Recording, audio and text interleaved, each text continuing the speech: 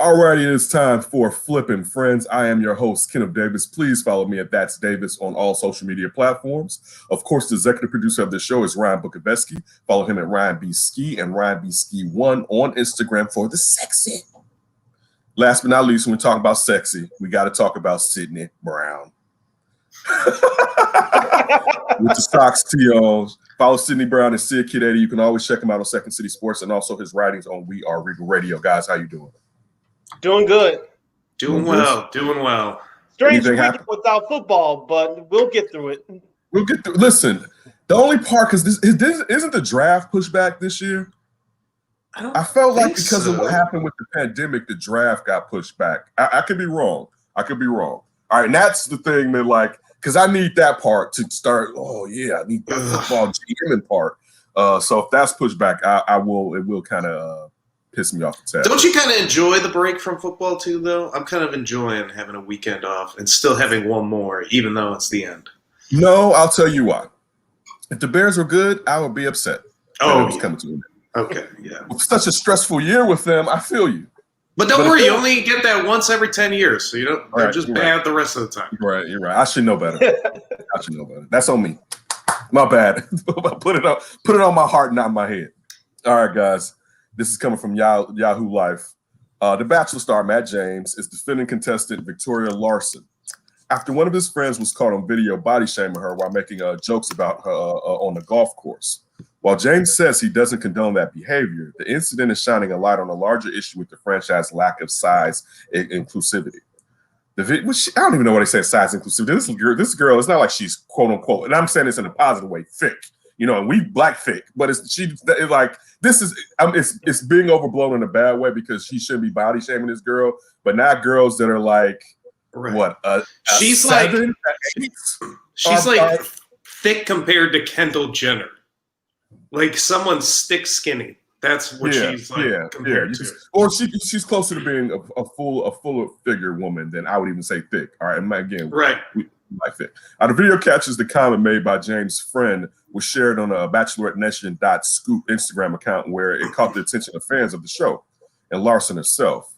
Now, how the dude asked, now how was Victoria's body? You know, because when I look at her, it doesn't look nice. And you've been making out with this woman. The man is her saying like, whoa, bro. Listen, it's something to say that in general, but with a hot mic on, like that's a double whammy. You got on a hot mic or you're near a hot mic.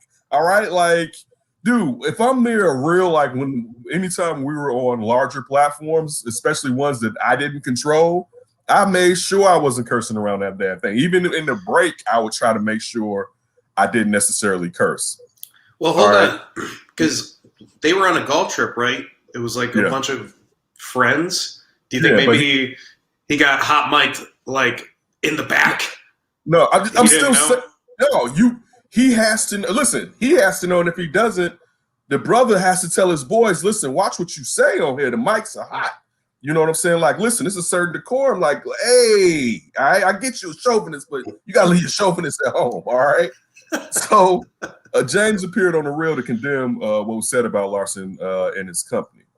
There's never something that's never something I condone or stand for. It's just a constant reminder that you got to be smart about the people that you surround yourself with. Kind of getting to the point that I made. I said something to him off camera about it, something along the lines of Victoria wouldn't have given you a second look. It was the pot calling the kettle black. Who is he to comment on somebody's body is such a low blow for any man to try to take a dig at something like that. I agree. I mean, dude, you grown. You know what I'm saying? That's not to say you have to find this woman's body attractive. That's not what I'm saying. But I hate to say it, it's a time and a place for everything. If you want to ask a question about this lady's body to your boy, you need to do it with the mics off. You know what I'm saying? I'm not saying that that's right, but I mean, it's the truth about the world we live in. I'm not going to be on here acting holier than thou, but still, like, it's just common sense. You too grown to do that when you know they're recording. All right, that's the thing. Like that's just like to say if the three of us, Brian was a contestant on some show, right? And for part of it, they tell Ryan, "You want to get some scenes with you and your friends doing something? We need some B-roll. We need all of that." Common sense is one, because we want to be on here again, right? Hey, I may be able to get some money off of this, right? Like, this is my shot. Yeah, like Entourage or something, right? Like this, I may be able to get into this and finagle something. So I got to be on my best. And now, listen, if given another chance, they're not gonna have Shorty around if he out there saying crude stuff like this, right? Like it's just unnecessary. But Sid, what do you think? The reason why the Matt James said what he said is because one, he's protecting his brand, and number two, he's protecting not only his personal brand but the brand of the show as well. Now, as far as him agreeing with his friend, as far as that comment is concerned, that's a whole nother issue. We, especially as men, we are sexually attracted to what we are sexually attracted to. But I'm with you, Ken, on this one. There's some things you keep behind closed doors, and there's some things that you could say up until a point in front of a camera. But we all went to the same broadcasting school, especially with radio and television. Television is a little bit, I don't want to say tricky, but you really on edge because you're also seen as well. But definitely on radio, we were taught, any mic is a hot mic, treated that way because you got to be mindful of what you say. We all think crazy things at some point, but you got to know better not to say it. If you're not sure whether you should say it or not, just play it on the safe side and not say it. Correct. Right. Yeah, I don't disagree with anything you guys are saying. I completely agree. Like, you can't blow up somebody else's thing and their spot. Like dudes on The Bachelor. Like, how about we keep him on there? Especially if you call him a friend. But what do you guys think of the size inclusivity kind of aspect of this? You know what? I'll say this, and good point for you bringing it up. Listen, I have an issue. One, and the images that I've seen her in a bikini. Now, I don't know if that's just I know she posted one, I believe. And I don't know if The Bachelor does anything like that, because when you're doing shows like The Bachelor, I'm just saying. Ken, you should have saw my face when I saw the picture of her. I was like, what? Yeah, what is this guy talking about? Like, I wouldn't have been like, listen, I was afraid. Hey, bring her over. All right, like, and like, it's just like, ew. It's like, what's going? Listen, he must be knocking him out the park, then. All right, that's what I was gonna say. That up the top, right? The tippity of the top, right? Like, and Sid was right as far as when you said he uses brand. That's the first thing I thought. This brother's trying to protect his brand. But my problem is this, Ryan. Anytime you have these type of shows, you're going to run into a lot of inclusivity issues. This is just the first Black Bachelor. They just had the first Black sister. So that look at from that side. The other one had to drop out before she even came on. Yeah, and I'm not trying to even pivot it towards us. I'm just even saying that it's because these shows are. But you're right. That's the inclusivity that they've had. Right. So far. It's so shallow. It's so shallow. These this Flavor of Love mess. Right. This is. I know The Bachelor was out, but I think The Bachelor was out before Flavor of Love. Correct. I believe so. At least so, but still, you get to still get this. It's of a higher, quote unquote, a higher quality. Yeah. But still, like these little dating shows or whatever are kind of they're shallow. You know what I'm saying? And you run into a lot of these type of issues and you don't pay attention about it, especially if it's not something that you're concerned about. If you're not concerned about full figure woman, if you're not concerned about like where's the first Latino person on here, where's the first Asian person on here, you know what I'm saying? If that's not a concern of yours and that's not the people that you want to find out what's going on in their lives when they're dating like that, you're not being inclusive. So it's a myriad of issues when it comes to shows like this. When it comes to inclusive, being inclusive, I should say. So what should shows like that do? Should they just like try to appease everyone, or just be like, we're doing our thing over here at The Bachelor, all these beautiful white people doing their thing? Do their thing. I mean, for me, see, I'll say this. I know D used to watch it. That used to be one of the things that D used to enjoy and stuff like that. He liked the Bachelorette, right? I think he does both of them. I don't know. I could be wrong. But I personally don't watch the show, so I don't need them to include us. All right. It's like, it's cool. Like, and also I'm not trying to opine to eat with everyone. You know what I'm saying? Like, I mean, again, I can say the same thing on a backward space and talking about myself and the things that we do. But I mean, we at least try to include others. We need to include more women. It's not that we haven't tried to, but that's one thing that's always been from the beginning, really, with Demise and myself. We always want to have more of a woman's view, because as a man, I can't speak. I can tell you what I think, but I can't speak for the other gender. You know what I'm saying? So, I mean, we all can do it, but shows like that, they should, Ryan. But I mean, to be honest with you, to the point with me, I don't care. Now, I'll say this much.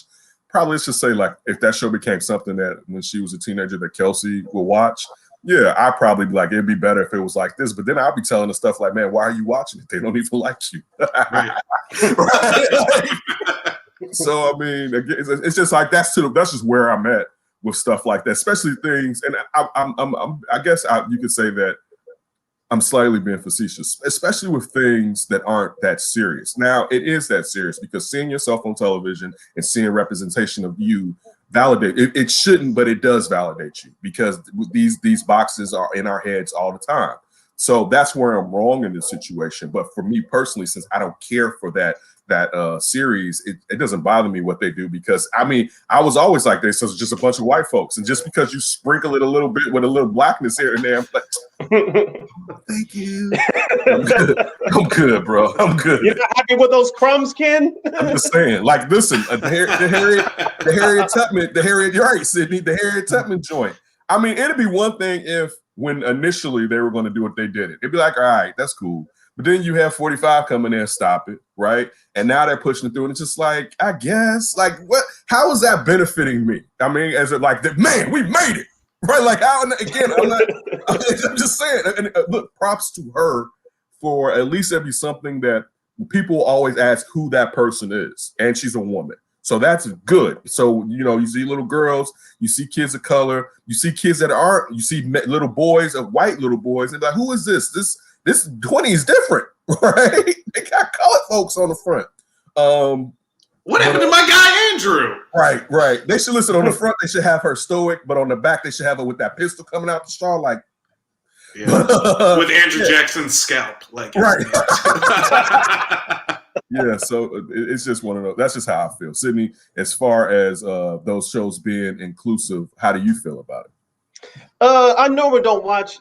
I try to avoid all reality TV. I know the premises of most of those shows is entertainment at the end of the day. Now, I will confess, I am watching this season of The Bachelor because it's the first Black Bachelor. You imagine Sidney. This is all Sidney do is dream about this being him. Like, yes, I made it. Go ahead. The Bachelor with Sidney Brown. But you can dissect everything from those shows and say, well, this doesn't happen in real life. This does. You can dissect anything that you want, but me personally, I already know going in what those shows, the premise of those shows are like, and so you can complain if you really want to, but you gotta know the premises of those shows. They're catering to their audience, and we can get upset, but like Ryan said earlier, they're doing their own thing. Okay, like I said, you can complain, but you already got to know the premise of those shows going in. So I'm enjoying the shenanigans, to be honest with you. Listen, I just came up with something in my head. When we get on a larger platform, you know what our push has to be? Sidney Brown needs to be on The Bachelor. That has to be the same that thing. Has to be the push. Like, how can we get Sidney? We can get enough people, dog. If we can get that to go viral. Oh my God, they would do it. They would do it. They would do it. Like, oh, man. All those just like greedy, like corporate bottom liners at ABC just drinking it in. Sidney Brown. Right. Oh. It gets sponsored by Cox Media. And it would be the greatest Bachelor ever. And I will watch that. It would be the greatest Bachelor, most memes. Oh my God. Right. They couldn't come up with another season of The Bachelor or Bachelorette that I would watch as hard as that Sidney Brown version. It would be bananas if Sidney Brown. Oh my God. Oh my goodness. Let alone having all those white women. Oh boy. Sidney would be like, did I die?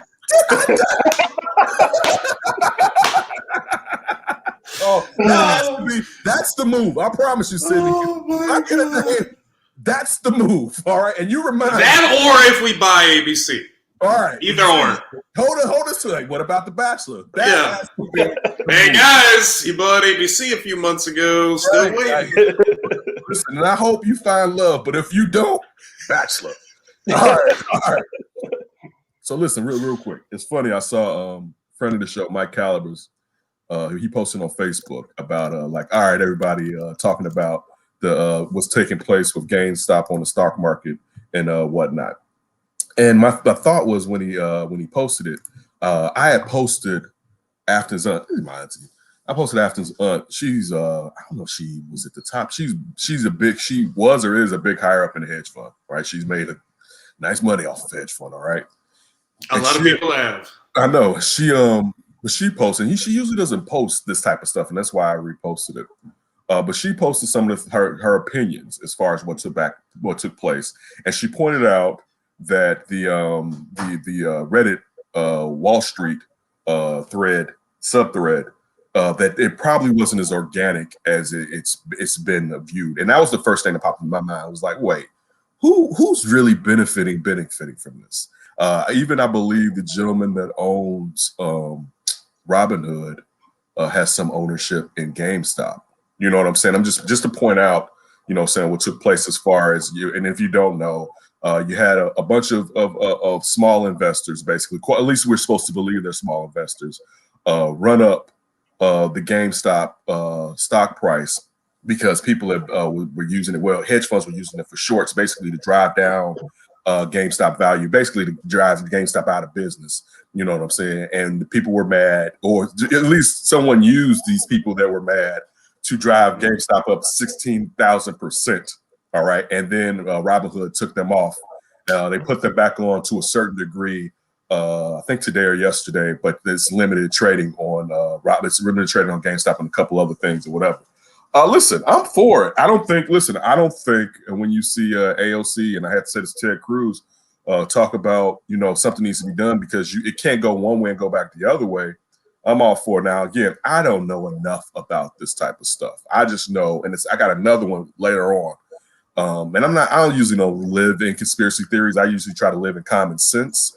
But I knew when this first happened, I was like, I don't think that was organic. I think someone was smart enough and knew. And actually, we've seen this a couple of times with like Bitcoin, where people that had a lot of Bitcoin put theirs in the market and it drove down Bitcoin. You know what I'm saying? Like we've seen stuff like that happen. Again, I have a little bit of cryptocurrency, but I'm not an expert in it.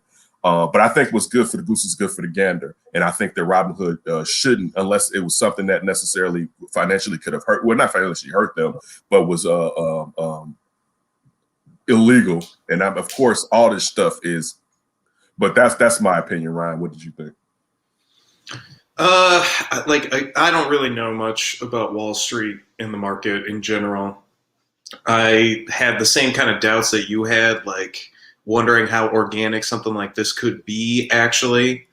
I'm very interested to see what the ripple effects are, though, because without a doubt, if you ask me, like, what's the biggest crime problem in the world, it's white-collar crime, and that's like the ecocenter of everything, or the epicenter of all the horribleness that happens, I think, in the world. Like, it's all about that stock market. That's always in consideration. It's all about profit, bottom line. And when you talk about white collar crime, that's usually what affects everybody below, because usually you're the top.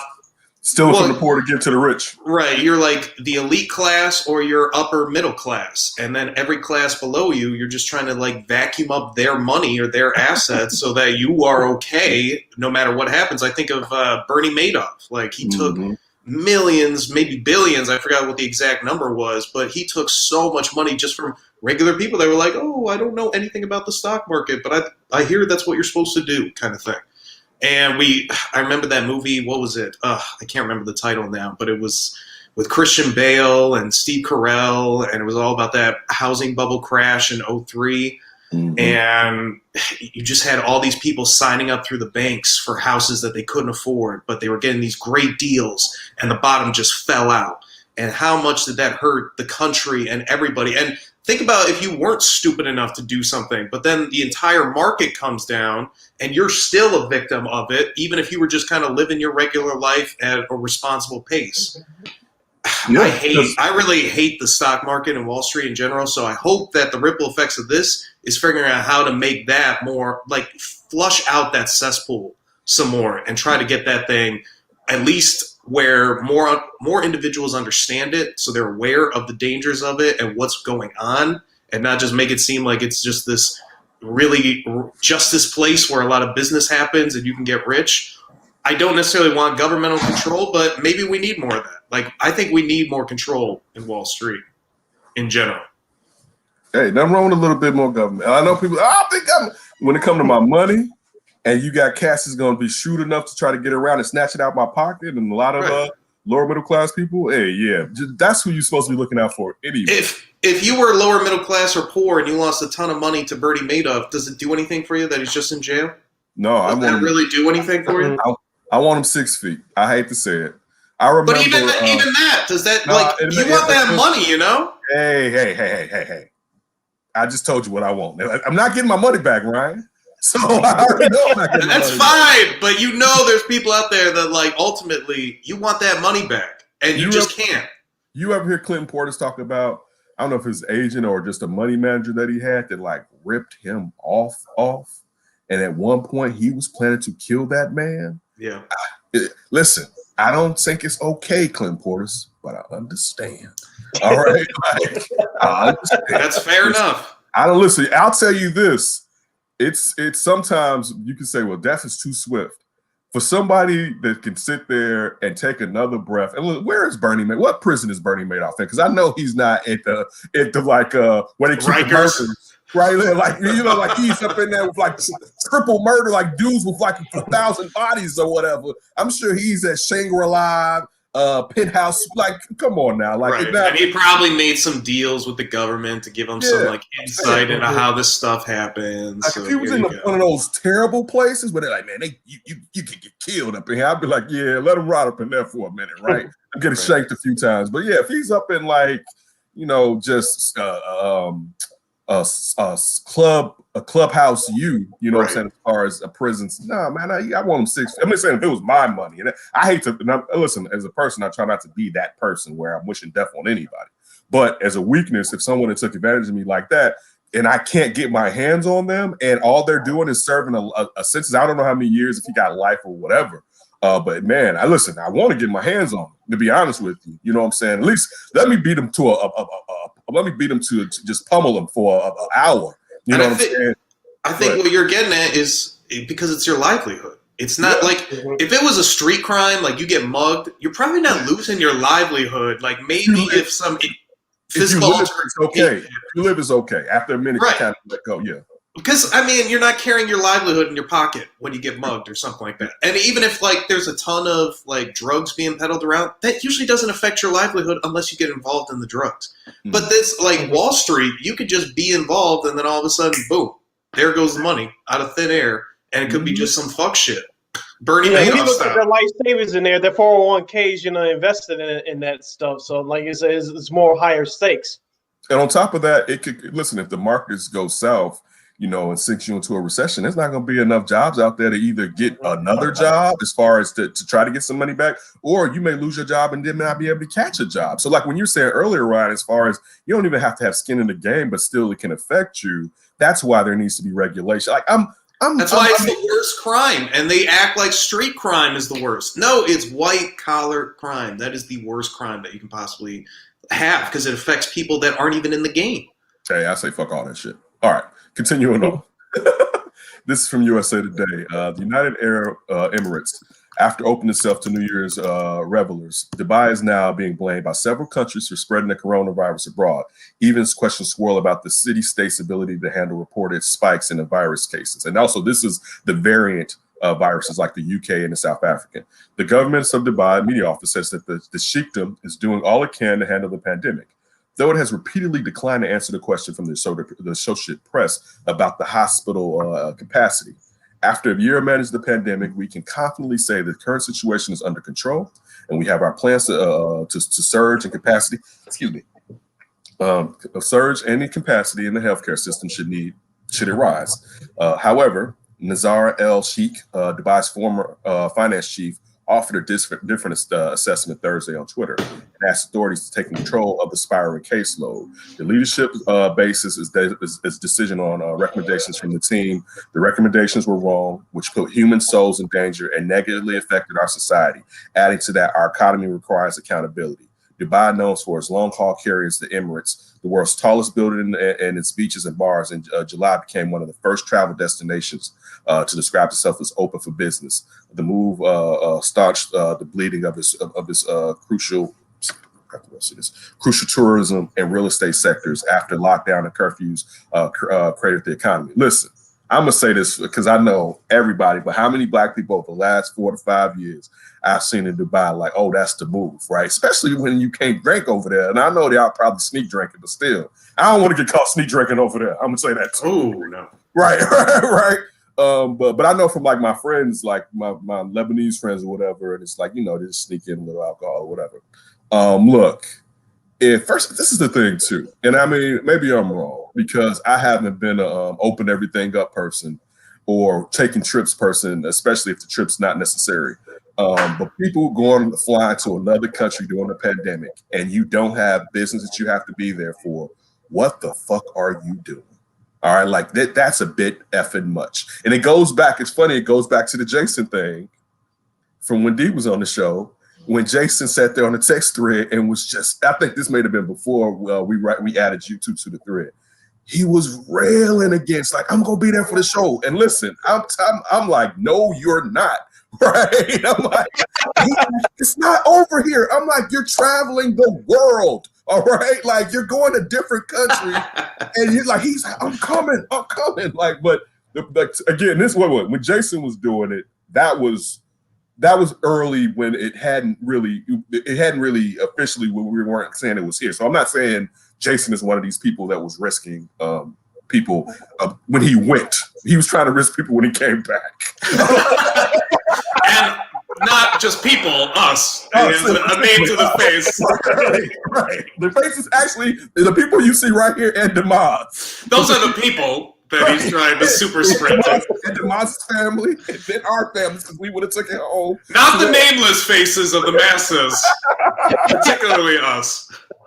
But listen, when it comes to, and look, I get this because part of me, I do want my kids to be back in school. You know what I'm saying? Like I just even sitting there doing some classwork with Kelsey and looking at some of the kids that have been in class since the 4th, I believe, of January. And you can just see because they're in class from 9 to 3 something, right? And she's getting maybe an hour and 40 minutes of school outside of it, whatever we do.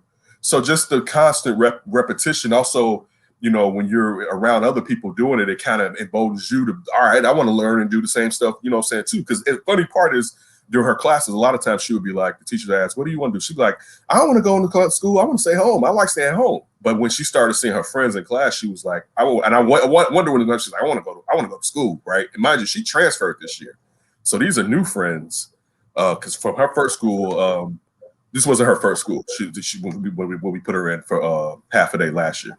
So anyway, that was that's just still me sitting there thinking about, yeah, I do want things to be open, but some of this shit is unnecessary. There's a difference between my kid going to school, and when I say that, I am thinking about the older teachers, but also the teachers that have to take care of people, and they also have pre-existing conditions. I am thinking about them too, because I'm not sending my kid to school, but I wish that she could go, and particularly her compared to Kenton. But even with him, I mean, Kenton is 6th grade. It's real quick. I want you guys to talk about traveling abroad during the pandemic.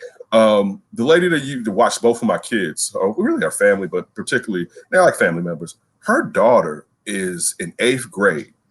She hasn't been in school since last March. She's missed all of 8th grade. Yeah. That's crazy. Like, listen, I love my 8th grade. Yeah, I don't know about y'all. That shit was the bomb. All right, like I was on top. Right, that last year in 8th grade, from just beating up fools and dating, it was a beautiful year from that 8th grade. I put that up there with my junior year in high school, and then after that, maybe my senior year in high school. But boy, 8th grade was the shit. All right, so when it comes to traveling abroad, though, what are your thoughts, Ryan? Yeah, I'm not. I don't know. I guess I moved during a pandemic. Oh, yeah, International. But I'm not necessarily in favor across the seas. Right. I'm not big of anybody really traveling, but I guess I'm hypocritical in saying that. But when you talk about Dubai, that place is just so strange to me because it's like one of the most segregated in terms of gentrification in like the world. Like you just see like essentially poor on one side and then the mega rich, right? The tallest building and mega rich on the other. Like it's so weird, and I just think of like how many people were like again, this is where it comes from, like almost like that white collar crime stuff. When you have this gentrification difference, and you've got certain people on that side of the aisle that are making the decisions, like you don't care if tourism starts opening up, and then how many poor people are just getting affected by COVID that don't have the means to, get themselves better, or maybe already haven't been living well enough that they're more exposed or have that pre-existing like exposure kind of condition. I don't want to say pre-existing conditions necessarily, but if you're not living the healthiest life, you're more susceptible to being taken down by COVID. Versus people that seemingly are healthier, but obviously there's a lot of variance with everything. But in general, if you are not healthy, you seem to be more affected by COVID. And think about what kind of strata that is affecting. It's going to be the lower class, the lower middle class. Those are the type of people that are more susceptible to not taking care of themselves and seemingly do that more often than, let's say, the upper class. And I hate hearing that kind of stuff where you just, let's just open up tourism because we want businesses going again. And I mean, it does help because, I mean, if you're poor and you're not working, that's a big deal too, obviously. But man, what good is it if you're getting sick? Sidney? Yeah, 2 points. One, I wouldn't travel, especially overseas during the pandemic because I'm protecting myself, even though we're all pretty healthy people to the best that we can. I'm still not going to take that chance just yet. And I think what Ryan brought up with the tourism, I wanted to ask you guys this question, especially with the calendar now turned 2021, with since we live near the city of Chicago and the state of Illinois. I think with everything, with the schools and the stock markets that we talked about, and with sports as well, do you guys think that it has more to do with our economy than the pandemic? Because it's if anything from 2020 is a reset for everything. I think it's more about to do with the economy than the corona. Let's be honest. Just like everything else, we just gonna have to live and deal with it. It's all about the economy at this point. I just think that a whole lot of institutions are just using the COVID-19 pandemic as an excuse, as a bargaining chip, as they say. Well, I don't know about the bargaining chip point, but I would say, yes, it's all about the economy. That's part of the reason why you want these kids to be back in school, because one, it's babysitting. Schools daycare to a certain degree. Not to say that kids don't learn anything, but that's part of it, that you have a certain amount of day where you can drop your kids off somewhere, you can go out and work. So that impacts the economy also. But also, I mean, regardless of anything, because you just can't open this all up yet.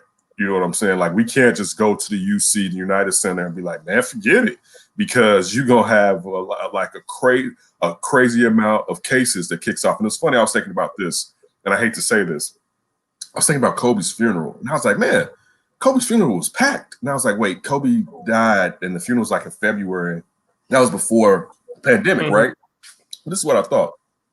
There's a lot of people giving, and I hate to put this on that, there's a lot of people giving corona up in that funeral and taking it all over the country. Yeah, because it's in the closed arena. You got 25,000 people sitting. Yeah, and Ryan too. I got it early. I got it before. Yeah, I got it New Year's for sure. Yeah, so I mean, so just because we still didn't know, right. Mind you, I work downtown in an international office. All right, I have people from all over the world in there at different parts of time. Just my office, just not including the building that the office is in. All right. So, I mean, like, so it's, and the other thing too is like, how close of a plane ride is it LAX to China? Like, you got to think that they're probably more exposed out on the West Coast than necessarily the Midwest and East. I mean, certainly you have the tourism from New York and Chicago, and New York probably was big, but you would think the West Coast, with as much tourism that goes on between them and China, that there would be a lot of people that just potentially spreading that thing all over the place. Yeah, it's right there on the Pacific Rim. All right, one thing I did want to jump into is I was watching Real Time with Bill Maher last night. I stopped watching it because I wanted Afton to see this part with me. He had opened up the show with two scientists that host a podcast called the Dark Horse Podcast. So go check that out. But also just watch the last episode, even just watch the beginning. And he brought up a couple of things that we talked about. And I was like, you know what? I got to bring this up on the show, especially if that's why I added something about COVID-19 on here just to bring this up. So one thing that they had mentioned was the AstraZeneca vaccine. The lady on there said she would prefer to take that one because the delivery system is similar to vaccines in the past. All right, so you don't have the whatever, I forget what it is. I'm going to butcher it, so I'm not even going to do it. But when you look at, for instance, the Pfizer and the Moderna, they're going in and they're changing the DNA. Actually, it's outside of the DNA, but they're changing it. And so she said the AstraZeneca one. I just wanted to put that out there, and this is her opinion. But she was also saying that the problem is, we're so partisan right now that we don't want to even listen to somebody else's view, especially depending on who the view is coming from. And this is the other part she said. We told you on this show not 10 months ago, that they said that Palians basically in a wet market in Wuhan, this animal that people were eating, is probably the connection that started this, humans being able to catch it from bats, right? Because they was missing a connection. And that's what we talked about. But even then, it was kind of like, she and the gentleman on there both said that he said basically it's 90% chance probably this was from a lab. And that's one thing I've been saying to Afton, like, I'm like, dude, when's somebody gonna put some pressure on China, right? Because this wasn't and it's spread around. Yeah, right. It wasn't like, let's stop. Listen, I'm too grown. Like something this advanced and attacking like let's stop. All right. And on top of that, the type of lab that can make this is, and we've known this though, is in Wuhan. All right. But like, I listen, I'm just being honest with you. I need some heat on that ass over there. And she was pointing out because remember the slurs that 45 was using, trying to sit there, and I'm not going to say it on here, but what he was calling the COVID-19 and how he was like, China's been open about everything. And then when his numbers start going down, he's like, F them, set me up. He's like Marion Barry. The bitch set me up. But I wanted to put that on there because we're in such a partisan times that if someone says something in there, op, or on the other side, if you don't know what an op is, you don't want to listen to it.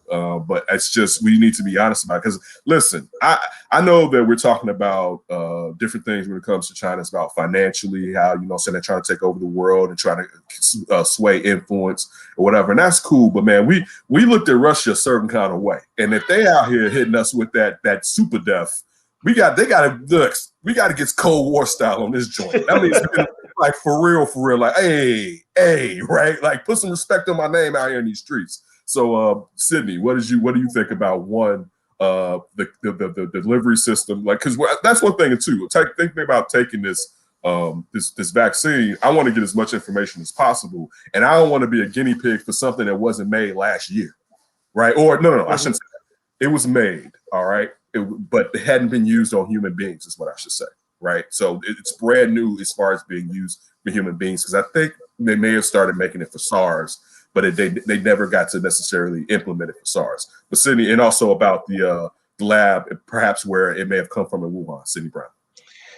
I'm with you as far as if I was going to get the vaccine. I want to know as much information as possible. We talked, not to switch up to another subject, Ken, but we were talking about this, I believe off air a few weeks ago about your kids at some point will have to take the COVID-19 vaccine should whatever the company sponsor works on the majority of children. So I want to have as much information as possible. If I'm one of the quote unquote first group of people to get it, and let's just say that I'm healthy enough to take it, but somehow something goes wrong and you don't have proof from other people using it, there's going to be a problem. Like you said, I'm not going to be a guinea pig for that. And I think that's a real common fear with many people.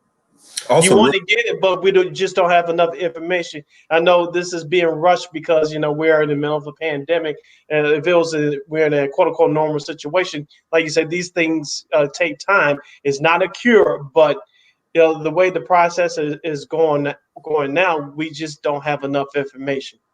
Also, the Johnson vaccine is probably about to come out. And you only have to get one dose of it, but it's only 74% effective, which for a vaccine is really good. But I want that 95. I want that 95 joint. But Ryan, go ahead. Yeah, we talked about this a lot. I'll start with the Wuhan. I'm totally open to the possibility of the pangalangs not being the thing. Like, I mean, pangalangs. Those pangalangs. I mean, we can't be silly. Like, a lot of times, as human beings, we like to ignore history. And how many viruses have come out of China in just like since the 90s? A lot. Compared to everybody else, a lot. Like, maybe every other country has like a 1 or a 2 or something. China's got like 5 or 6. Like, they have been dealing with those viruses. And to just think like that's not a pattern of some kind, like you said, Ken, let's get some pressure and let's get some actual answers. Like, why does this keep happening specifically out of China? Like, what is going on? Oh, it's just our wet markets. What can we do? Spread our culture. Sorry, can't help it. If you had your wet markets too, you'd understand. But you don't. So stay out of it. Real quick, and I think part of the reason that they're not really going to blow this open is because it's going to be a reflection on them. Because like, what y'all doing over there? You know what I'm saying? Again, and I'm going real conspiracy theorist with that one, but because it makes no sense for a country not to be like, oh, you screwed with us like this? Like, you screwed with the world, not just us. You screwed with the world, right? And everybody, no one's like, as far as maybe it's the media that I'm consuming, but no one's like, man, we have to hold you responsible for this. Like, seriously. Like, it's just like, it's okay. We're figuring it out, right? Like, come on. Yeah, they're just doing their own thing. Come on. Right. You need a little alien in the morning. We got the Pacific Ocean. It's fine. We got a nice buffer. No problem. So look, this is crazy. I didn't go to sleep. I really didn't sleep last night, right? I tried to go to bed. That's good. Well, at least one of us did. I tried to go to bed around 2:40. I tossed and turned all night. But the thing was like one of the things that was the Bill Maher thing. But this is something I had to put on here, right? And this is strong, you guys. This is Capitol Police footage from that door where that police officer was killed when they're trying to get in there, and you see people throwing those sticks, and you see someone swinging a hockey stick or whatever. If you guys know what I'm talking about. Where there's that small door that we all keep seeing all the time, and they talk about when someone hits the cop over the head that ended up dying at the Capitol building. They replayed that footage over and over again. Well, now they have the actual footage from the cops that are in that little doorway fighting off all of those people, and they released it. And they're going to have more of this camera footage going on in the future. So we're going to see more from other cops. But I wanted to sit there and play this one. For you guys, just get your opinion, and also just so that our followers can also see this in case they haven't seen it, because I think it's crucially important that we see just how crazy all of this was. And this is a courtesy of of Detroit Local 4 news station. You're watching police body cam footage of what Metropolitan police officers were dealing with that day. It's loud and violent. In the middle of this, prosecutors say this is Michael Foy, a former Marine from Wixom, wielding the hockey stick. You see him in the video using that stick repeatedly as a weapon. According to the feds, he swung at least 10 times at the officers guarding the doors. After making no progress at the door, the feds say this is Foy, seen here just before he crawls through a broken window to get into the Capitol. After reviewing the tape, a federal judge denied Foy bond. His attorney argued Foy brought the hockey stick to use as a flagpole for his Trump flag. Foy has no prior criminal record, but according to prosecutors, suffers from PTSD, depression, alcohol abuse, and suicidal thoughts. Back here alive. All right, what's not in that video, and I'm sorry, I thought that I had that, and I don't even want to play anymore. What's not in that video is they have someone saying, she's about to die. She's about to die. I need some help. Somebody help. And then they say, she's dead. She's dead. A young woman got trampled right there. And then one of the guys also sits there and jumps and says, take their masks off, talking about the officers, and starts telling them, I'll kill you. I'll kill you. And they try to yank the officers out so they could bring them into the mob. The young lady also appeared to be a sister, all right, which blew my effing mind last night. I had to rewind and pause that joint like, yeah, that. And it's unfortunate, regardless of her race, but I still don't understand why the hell she was there. And I hate to say that on the dead. But when you go and look at that footage, and you'll see it today. It came out, they've been posting it yesterday on the news, and you see how crazy. I mean, we all know it's crazy. You see how crazy. It's like rabid dogs. Like they were going for blood, yo. And I mean, one thing I don't think we think about a lot, because you know how we have these situations with cops, and these cops were set out there, man. Like their higher ups failed them, the government failed them.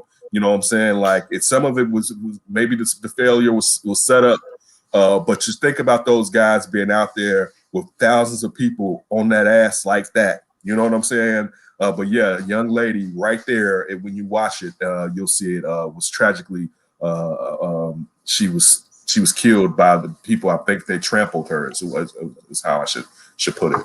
But I just wanted to let you guys see that footage, just to still put it out there, because since some people want to say, just let it go, so those people can think this shit is cool, or reaffirm the fact that due to their color that they don't have to pay for trying to cause an insurrection or a coup. That's all I had to put out there. Little Davis love for you all. Yeah, it's sad. This country is in a really bad shape with this partisan view, and you see how extreme it can get. We got the Kyle Rittenhouses of the world. We got the Capitol riots and this kind of stuff. It's just like, man. You got Majorie down there in Georgia, right. Liking on people saying they want to shoot Nancy Pelosi in the face. Right. Let's steal the governor of Michigan or whatever. Right. And we're living in a crazy... Antifa is trying to destroy us, supposedly. I don't know. I don't know if it's Antifa or Antifa, but it's one of them. But I think it is Antifa. But listen, going on to something that was definitely sad. But there's definitely been some tragedies, or there's been some homecomings. One of them was definitely even more tragic due to age. But we had some passings this week. We just did this last week when we did Larry King, and we did the great Hank Aaron. Speaking of great, Cicely Tyson passed in 96. One of the best actresses ever.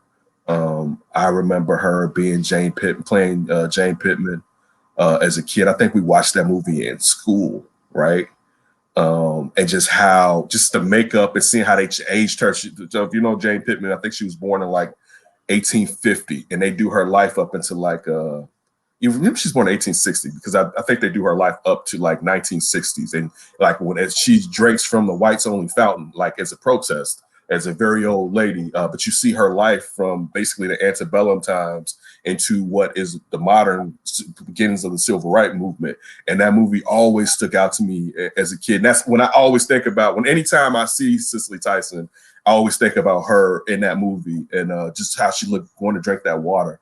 But yeah, so I want to make sure we give props to everybody and not just go over them. But John Chaney, 89, Hall of Fame coach at Temple, just full of fire and intelligence. You know what I'm saying? Growing up, watching him, seemed like your uncle that, you know what I'm saying, probably had a pipe that he put some tobacco in, but dropped knowledge on you too. You know what I'm saying? Full of fire.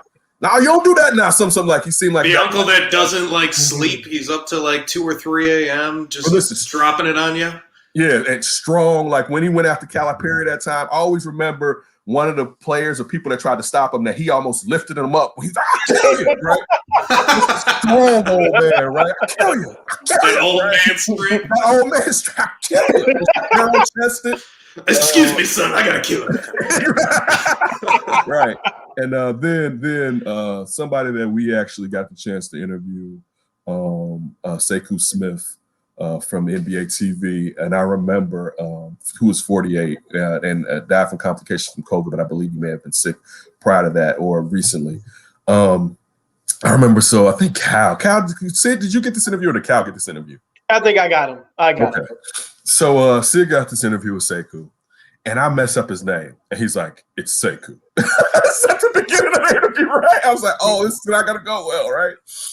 And by the end of that interview, he was laughing with us, enjoying himself, and that was the only time that we had talked to him. But I mean, you know, just little ICB students, or maybe we were stopped. We graduated because Sidney had joined the show then. But a small show down at the school, and just spend time. I always appreciate anybody that spends time, but just from everybody that I know that knows him even closer than I know him, because I don't know him personally at all. Outstanding brother, seemed like an intelligent, outstanding brother, full of character. Really sorry for his family, because that's like 40 more years of living that the young man should have had. But we wish them all the best. But after this, I've talked enough. What do you guys feel as far as these three passings or homecomings between Cicely Tyson, John Chaney, and Sekou Smith? Cicely Tyson, I know we throw this term around a lot, especially when it comes to sports, but Cicely Tyson is the GOAT, period, hands down. She represented beauty, grace, class, dignity. And she was one of the original pioneers for not just Black actresses, but Black entertainers, period. So if it wasn't for her, people working today, they had to pay homage to people like Cicely Tyson back then. They were trying to break down the doors and open it up, not just for those working at the time, but for future generations. John Chaney, same thing. I said this on the weekend edition of Second City Sports, which the podcast is out now with myself and Lakina McGee. John Thompson, who we lost a few months ago, they were the only two African-American head basketball coaches that I saw growing up in the college game. I wasn't really into the college game like that until the late 80s, early 90s. But John Chaney's story, the first that I've heard in the 90s, that he was one of the first coaches that I've heard that he had practice at 5 and 6 o'clock in the morning before his kids even went to class. That was unheard of at that time. And so he was really committed to not only his players on the court, but off the court as well. And like you said, Sekou Smith, he had fun with us on the only time that we had him on the show. He was actually getting more TV time. He was a great writer. And it just seems like people who die at such young ages, they really have more. It seems like they have really more to offer. And we said this about Kobe Bryant as well. So the thing that stinks that they weren't able to live it out, here on Earth. So to all three of those people, thank you and peace and love to their families at this time. Well, what says Sid? Yeah, I kind of just congratulate Cicely and John for making it as far as they did. I feel like when you get up around 90, 96. Pause, sir. You refer to them as Miss Tyson and Mr. Chaney, all right? Please continue. I don't know them personally. I can't give them that honor. You can call Sekou by personal. I'm joking. What'd you even call him? Sekou? I'll go with. I think I hit a Sekou. Good one. I forgot what. I think it was a Sekou. I think I hit a Sekou, right? And I should have known. Am I allowed to call him that since you broke the ice with that? And he was like, "My name is Sekou." I was like, "Well, I don't know who this Sekou is, but my name is Sekou." Right? They called me Mr. Tibbs. Yeah. But that's the one that that kills, because it's like 48 with young kids, young family, like seemed like he was really getting his foot in the ground as like an NBA kind of like milestone in the media world, like getting more and more TV time, becoming more and more of a superstar, doing a lot of great things, writing, like just seemed like he was on a Stephen A. Smith kind of path if he wanted to, or maybe not necessarily with the on-air personality, but having those kind of avenues open to you where you're doing TV, you're doing radio, you're doing everything NBA. And then, like I said, you have the young kids, you've got the family, and then this horrible disease probably with, like you said, Ken, if it didn't take his life, probably caused some complications that ultimately ended his life, which is just horrible to hear because, like we just talked about a few moments ago, there's a vaccine coming. Like maybe that would have saved his life potentially. I don't know. Maybe that's too much to even say. Wow. I never thought about that, Ryan. To think about being a loved one of that person and a vaccine is coming out, unless you said the vaccine may have not saved them, but you want the attempt, you want it's a chance. I didn't look at it. That's a good point. It's an unfortunate point, but that's an important point of view you just brought up. It's horrible because, like you said, Sid, just to end how you were doing, like when you see some people just get cut down, in their 40s, like you just know. You're supposed to go at least another 40 some years if you're living right. Like, hopefully you make it to at least the 80s. You're hoping around 90, right? If you got a good long life. So to get cut down at 48, just terrible. Yeah. Sid, real quick, and maybe you told us in the past, do y'all have to wear masks at work? Yes. Okay. All right. I just want to ask you that. All right. Sidney doesn't. He's the one. The Sidney rule. Listen, so with the last clip that I'll play before we get out of here, you're basically saying this is Sidney. All right, I'll show you the clip at the end, but that's not Sidney. We're just joking around. All right, this is one good one that Ryan put up in the show today. George Lopez appeared Thursday on Jimmy Kimmel, and he revealed that he had a bizarre memento of his idol Freddie Prinze Jr. I believe this is Yahoo, the trailblazing Latino comic who started Chico and the Man that died in 1977. Lopez will often visit his grave, and one day he decided to take a souvenir. He said, I stole his headstone. He claimed that he was resting on his headstone, resting his head against the headstone when he noticed that it was loose. After some jiggling, the stone apparently broke, and Lopez took it home with him. He admitted that at first he felt guilty. He said, I went to the store, and I looked down at the globe, and it has a picture of his mom, and it says, grave robbers are trying to steal my son. Lopez said he found out 25 years later that Prince's widow knew he had the headstone and that she didn't mind. He also someone made it up for the thievery by getting Prince a star on the Hollywood Walk of Fame. What type of shit is that? I'm just saying. That's crazy. That's like I felt guilty. You think? Right. Listen. I'm just saying, listen, I guess I shouldn't say this. If I could affect someone's life enough to where they would come and visit me and they don't know me, come and visit where my body is entombed, that speaks volumes about somebody, and let alone being a trailblazer for Latinos in comedy like Freddie Prinze Sr. was, all right? But still, man, don't steal my damn headstone. That's going a little bit too far. Like, my family paid for that. All right, like, his mom is crying on the globe, like they're trying to take my son. Right, and he still got it at the crib. Like, oh man, I ain't giving it back though. I feel bad, but I'm a boy. Like, I better polish that tonight. I feel bad. Oh, that's a strange memento. And I wonder how loose it was too. Like, was it loose after you put a shoulder into it a few times? Did you go get a shovel out of the truck? Right. Like, oh, I see a slight crack there. If I just hit it with this baseball bat, that's pretty loose. That's pretty loose. Only thing he did do is put it up on eBay. This is the original headstone. It'd be slander if he did something. I wonder what it is. Does the star on the Walk of Fame, does that at all make up for it? Yeah, dude. You know how much that costs? Like, you have to pay to keep those up there, I believe. Like, so if he did that, he paid a decent amount of money to get that. He paid probably 50 times, if not, maybe 100 times what that headstone is worth. So you are dead Kenneth Davis, and George Lopez stole your headstone. You're like, man, that's too much. But then few years later, you get that Walk Fame star. It was worth it. All right, George. It was worth it. Good going, George. Lucky son of a bitch. You dirty SOB. Yeah, because again, just looking at, I forget. I know it's over $100,000, but I think it could be multiple hundreds of $1,000s. How much it costs to keep your star on the Walk of Fame? I believe. I like how that's their way of hurting him out. All right, let's see who can pay for it.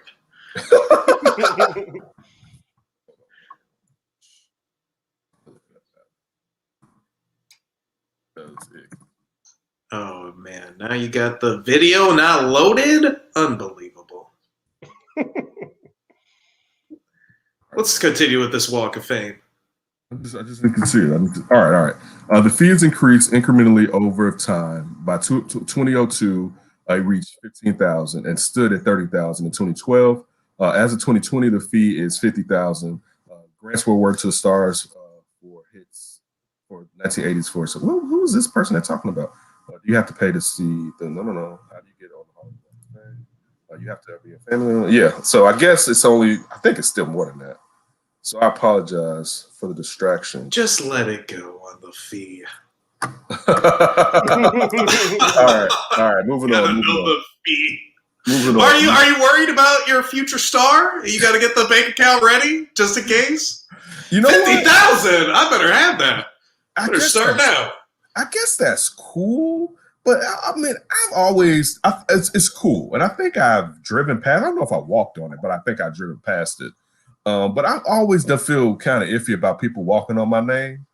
You know what I'm saying? And disrespect somebody like me was like, God. It's like that Black Lives Matter over in Washington, D.C. I was like, why'd you put it on the ground?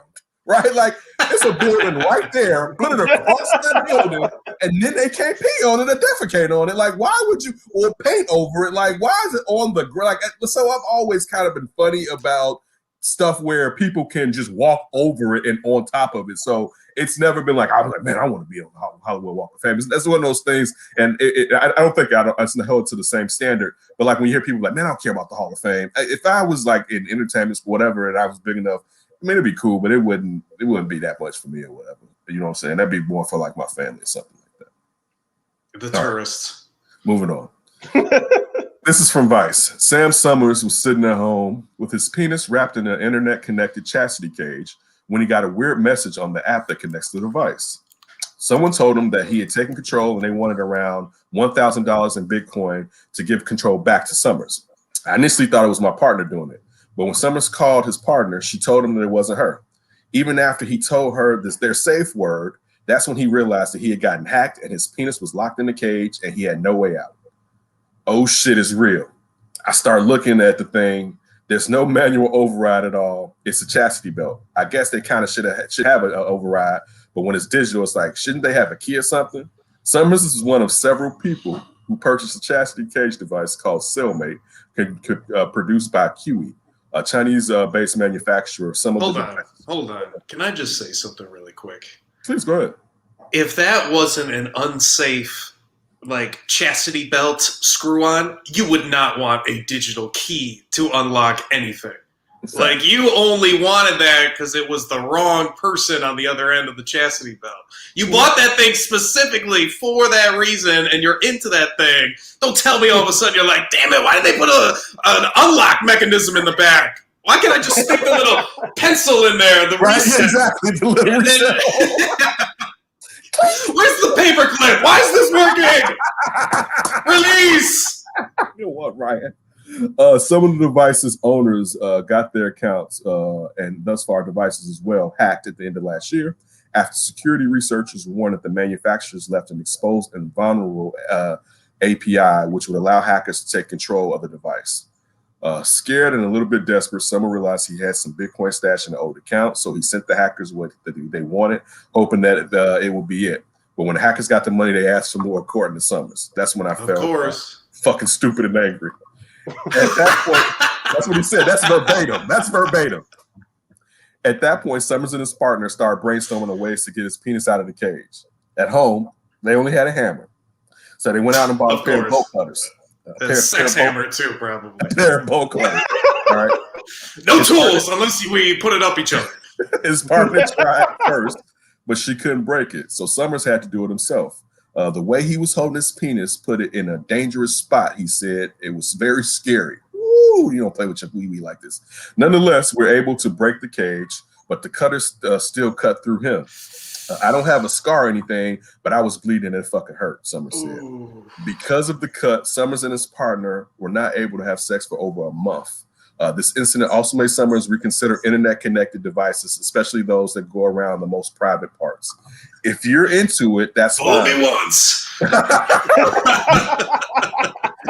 Because you're into what you're into. But use a lock, a physical lock in that case. These digital things, you can't trust them. Really? We know that with regular digital stuff, and he tried it with his wee-wee. All right? After he got out the Cellmate, he threw it away and deleted the app. The whole experience did not leave him with a physical scar, but definitely traumatized him. Dude, you were the dumbest bird in the, wherever the hell you are.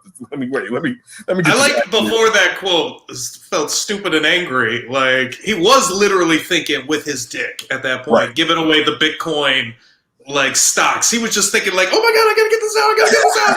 All right, throw this. Ah, motherfuckers, they want more. God damn it. I didn't use the bathroom with that on. Because you clearly have to be able to use the bathroom with it on. It just doesn't allow you. I think you just go. It doesn't let that baby go. Why not? It can't allow you to fully come out of it because then you could probably. No, that's what I'm saying. You just go ahead and pee. Oh, see now you make. Now I want to go back to the internet. All right, I'm gonna. Now I go back you gotta look this up. Yeah, I actually do. Right. Like, I would think you would just go ahead, shoot it out, and pee. Especially when you know you got hackers on the other end controlling that thing. Like. Maybe you could like short circuit something and it'll release. Then again, what is this device doing? Like, is it like a friggin' meat grinder that's just like attached? Yeah. Oh, we can't even put this on here. We had for all the folks listening, we had a realignment of what is acceptable to be shown. Oh, we're breaking the rules already. The lines have blurred thanks to the penis chastity belt story. Okay. Wait. All right, I got one image that lets you know how it looks. But they had balls out. They had the thing on, dude. We can't have that. No nudity. All right, so that's it right there. What the? So you still can pee through it. You see the toe at the top, even though clearly you're still peeing on yourself. And what's on the inside? It's just like razor blades? Oh, yeah, baby. Hit me another. So that's... What happens if you get aroused? Or maybe you can't get it. Maybe you can't get aroused with all the pain. Exactly. I'm getting a boner. Hit me again. Oh, so here we go. That's how the cellmate looks. All right, so anyway...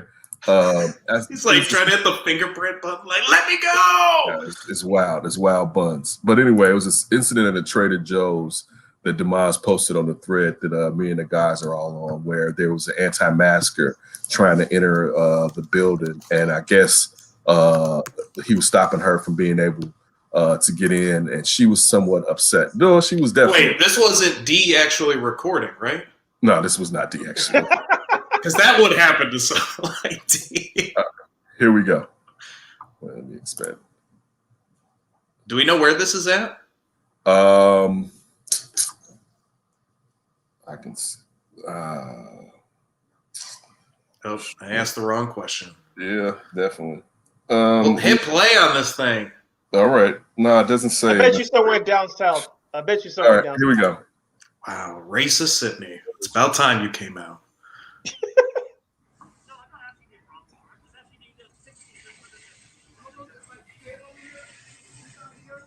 I'm not wearing a mask.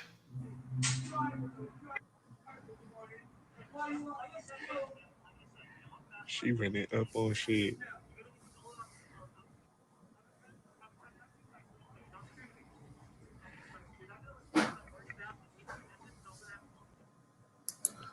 All right. And that's where we have to stop it right there because she turns around towards the camera. We're not going to do that. All right. Yeah, that's her reaction, right? That's the logical reaction to put on a mask. All right. Look at these tickle bitties. The milk is gone bad. I'm getting concerned. Like, I don't even flinch at these things anymore. I feel like it's so commonplace. Like, of course there would be a woman that's an anti-masker that is going to flash everybody.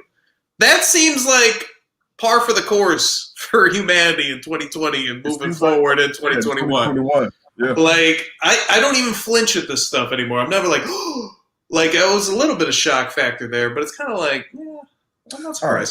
You bringing up something that we'll end on with this. And not to say we have to end right here because I want to hear what Sidney has to say. I think we have to look at mental health. And by no means am I saying that everyone that believes conspiracy theories are mentally ill. You know, I won't be that rude to say that. You know what I'm saying? A lot of people don't try to can search out information and try to sit there and corroborate it with other facts. And there's maybe facts outside of their necessarily echo chamber. But when you really were looking at that lady, I think I think we're looking at someone who's mentally unstable. You know what I'm saying? Like, and that's it's unfortunate. You know what I'm saying? Because that's not funny. You know what I'm saying? I actually remember being a kid living on a block where someone was mentally unstable and would run down the street naked. You know, my grandmother, rest her soul, had dementia. And one of the best, and I hate to say best things about someone having dementia, was she didn't leave the house, right? Because that's like, that can, like, matter of fact, Kelsey's teacher, he had to leave school this week because he's the only child and his mother has dementia. And she had left. No one knew where she was at. You know, so, you know, it's all fun and games. And yeah, I put it on here so I should reprimand myself. But still. Well, one thing I want to say, too, to what you're saying, if it's not that, I think there's just a general overall anger just with everybody. And maybe that's not necessarily like you need, like, I'm totally with you. Mental health is completely ignored. So I don't want to, like, make it sound like ignore it again. Because obviously anger can lead. Like, and if anger can sometimes be a symptom of mental health issues. But if, let's say, you just are overall angry, like, I think people are just snapping. And like they're getting so angry over things, like this. Right? And they're getting angry. I don't think they are. I think that's what it is. When you are just sucking in all the rhetoric from your partisan aisle, like I think you do things just crazily. I do. Yes, I do. Why not? It's just boobs. If you don't care, it was definitely Rick James from the Chappelle Show, and I mentioned already, but the milk has gone bad. Look, I'll say this. So listen, because we got to leave on a lighter note. I want to go through both of you real quick. Ryan, you ever been flashed before? Oh, yeah. See, that's the white boy shit. Sidney, of course. Wait, Ryan, how many times? This is a natural. Not many, but okay. Yes. Okay. Where were you? Were you out of town somewhere? Were you at like? No, one was like my hometown. Just got flashed randomly. And then a couple times just random flashes. No Mardi Gras flashes. I haven't been to Mardi Gras. Sydney. No. See, brothers don't get flashed like that, Ryan. Exactly. White privilege. I didn't know. It does exist. At least twice. And this lets you know how brothers. I'll tell you what, next time I get flashed, I'm going to be like, man, put those down. Unless you do it for everybody. Exactly, for everyone. And with love. Because if you're doing it out of hate, we don't want to see those. But if you're flashing out of sympathy, like, okay, here you go. I'll say the only time it was in the hood, that was funny. And I was literally, man, I was like 6 blocks away from where I live now, right? Like I was on. No, I won't say where I was on. I was on Stony Island. Neighborhood. I was on Stony Island. No, I grew up in this area though. I live like.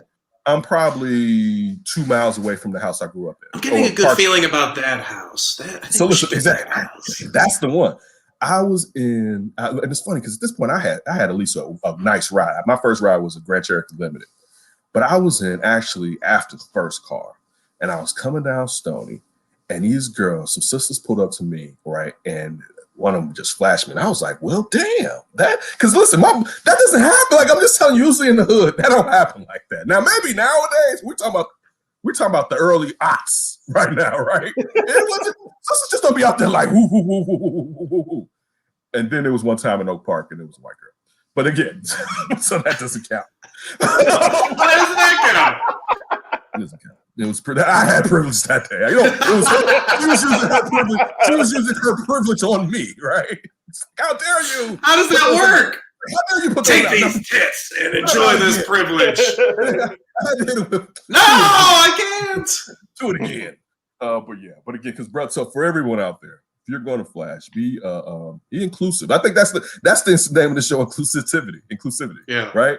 Be inclusive with your flashing. All right. Be inclusive with your Bachelor contestants and with your flashing. You know what I'm saying? I mean, because listen, regardless of your size, small or big, a woman's body is a gift to all of us. And we'll leave on that note. And more importantly, a woman's mind. See, I was going to be very sexist if I just closed out like that. And I caught myself from being that sexist, even though I'm still coming off this way too sexist. Yeah, especially with the explanation. I'm not a racist. I have black friends. I kept saying this. Listen, I just think it's one of the most beautiful things that was ever created. That's just the truth of the matter for me. It's one of the. I'm with it. It's just stunning, to say the least. All right, so please, I apologize. For feeling like we love women. Period. Mind and body and soul, all of it. Yes, There's definitely. Thanks. We're just paying attention to the body right now. I gotta see that. I mean, unless I talk to you, but we definitely care about the mind. The mind is number one, baby. Then the body, and I guess the soul. Not even joking from cleaning up. As I always said, like smart's always is super attractive to me. Like that's always sexy. You're a cute girl and you smart. You to me you can beat out someone that's super sexy. Like smart is just. It's something about a smart girl. I'm not to say like most girls, but it's something about smart. It's true about anybody. If you're all looks fake. Right. You got to be something more. Or it's just shallow. We were talking about it earlier. It's just shallow, But anyway, all right. You can always find Sidney Brown on Second City Sports and also writing for We Are Regal Radio. Me and Ryan will be back here on Tuesday. We'll be dropping it on Wednesday. Probably do some little basketball discussion.